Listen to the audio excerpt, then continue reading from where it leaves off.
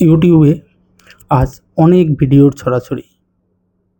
ধর্ম নিয়ে অনেকেই বলে এবং এর মধ্যে বিখ্যাত মানুষও আছেন এবং সবাই কিন্তু সুন্দরী করার চেষ্টা করেন। ধান্দাবাজি, তারপরে যারা ধর্ম নিয়ে ব্যবসা করেন সেরকম লোকের অভাব নেই। তার মধ্যেও ভালো কিছু লোক আছেন, ভালো গুরু আছেন, ভালো মনীষীরা আছেন। তাদেরকে আপনারা ফলো করতে পারেন এবং আপনাদের ফলো করা উচিত। কারণ হিন্দু ধর্মে কিন্তু ধর্ম শিক্ষা দেওয়ার মতো কোনো প্রতিষ্ঠান আপাতত নেই। তাই এই মানুষগুলোই আপনাদের ধর্ম শিক্ষার প্রতিষ্ঠান হতে পারে। আমার যেমন একজন আইডল আছে, তিনি হচ্ছেন অক্ষত গুপ্তা। আমি নাম নিতেই পারি, কারণ সে আমার আইডল।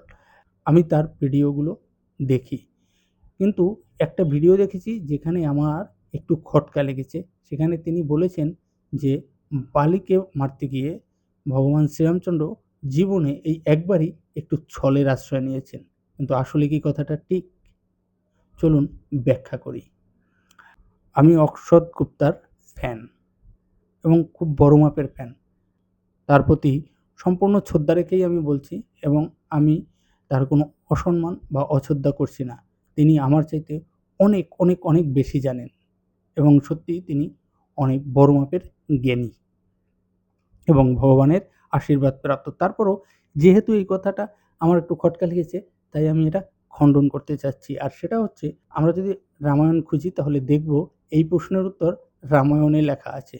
রামায়ণে এটা স্পষ্টভাবে লেখা আছে, যখন সুগ্রীব বালিকে হারানোর জন্য ভগবান শ্রীরামচন্দ্রের সাহায্য চেয়েছিলেন, তখন ভগবান শ্রীরামচন্দ্র কিন্তু বলেছিলেন যে হ্যাঁ, নারী নির্যাতনকারী এবং নারীর প্রতি লোভকারী বালিকে আমি অবশ্যই শাস্তি দেব। সে কিন্তু এটা বলেনি সুগ্রীব তুমি এসেছো এবং তোমার জন্য আমি বালিকে শাস্তি দেব। এটা কিন্তু তার প্রথম কথা ছিল না।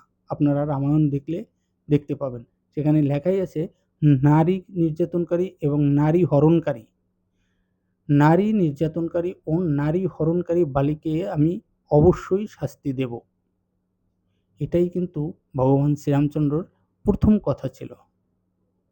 আমরা সবাই জানি যে বালি একজন নারী হরণকারী ছিলেন, তিনি নারী হরণ করেছিলেন।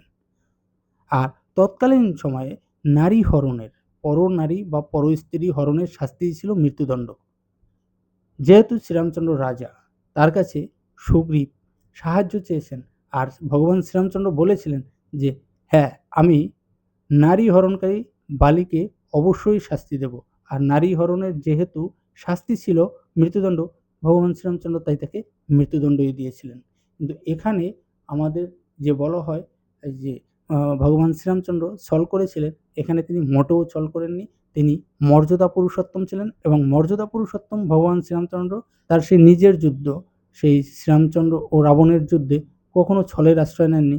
সেখানে মর্যাদা পুরুষোত্তম ভগবান শ্রীরামচন্দ্র বালিকে হারাতে কেন ছলের আশ্রয় নেবেন, এটা আমাদের বুঝতে হবে। তাই মর্যাদা পুরুষোত্তম ভগবান শ্রীরামচন্দ্র কখনোই ছলের আশ্রয় নেননি।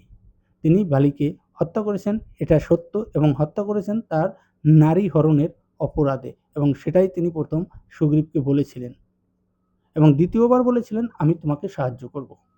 বাল্মীকি রামায়ণে আপনি স্পষ্ট দেখতে পাবেন যে ভগবান শ্রীরামচন্দ্র বলেছেন যে নারী হরণকারী বা পরস্ত্রী হরণকারী বালিকে আমি অবশ্যই শাস্তি দেব।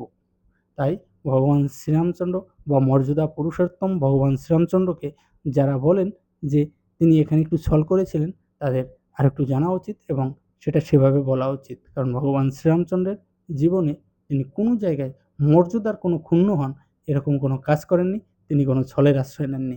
এটা আমাদের সবারই বুঝতে হবে। আর নেননি দেখেই আজকে হাজার বা 14,000 15,000 বছর পরেও মানুষ তাকে মর্যাদা পুরুষোত্তম হিসাবেই জানে। তো কেমন লাগলো আমাদের আজকের আয়োজন? যদি ভালো লাগে তাহলে অবশ্যই লাইক, কমেন্ট ও শেয়ার করুন, ও যেহেতু আমরা নতুন, আমাদেরকে সাবস্ক্রাইব করে একটু উৎসাহ প্রদান করুন। নমস্কার।